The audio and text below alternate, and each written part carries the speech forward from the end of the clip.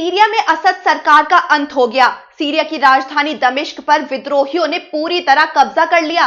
राष्ट्रपति भवन में जमकर लूटपाट मचा दी। राष्ट्रपति बशर अल असद देश छोड़कर भाग निकले। इसके साथ ही सीरिया में असद परिवार के 50 साल के शासन का अंत हो गया। सीरिया में 24 साल से बशर अल असद राज कर रहे थे। उनके पिता ने करीब 29 सालों तक सीरिया पर राज किया। विद्रोहियों ने अब सीरिया में तख्ता पलट कर दिया है। प्रधानमंत्री मोहम्मद गाजी जलाली शांतिपूर्ण तरीके से विपक्ष को सत्ता सौंपने को तैयार हो गए हैं। माना जा रहा है कि विद्रोही गुट का चीफ ही सत्ता संभालेगा।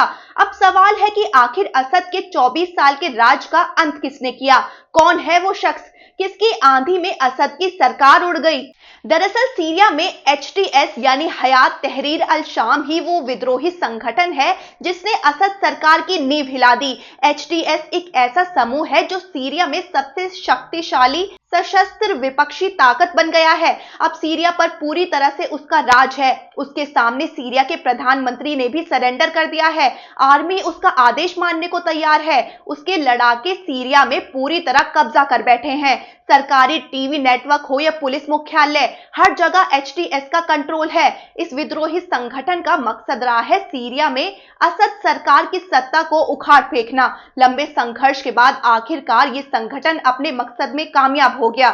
सीरिया में सियासी तूफान का जनक है अबू मोहम्मद अल जुलानी। अबू मोहम्मद अल जुलानी ही हयात तहरीर अल शाम यानी HTS का संस्थापक है। उसका मकसद सीरिया को एक इस्लामी गणराज्य बनाना है। अबू मोहम्मद अल जुलानी अपना चेहरा बहुत कम ही दिखाता है। उसका अलकायदा से भी कनेक्शन रहा है।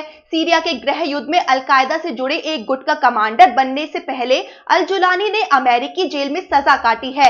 अमेरिका ने उस पर अब भी $1 करोड़ का इनाम रखा हुआ है।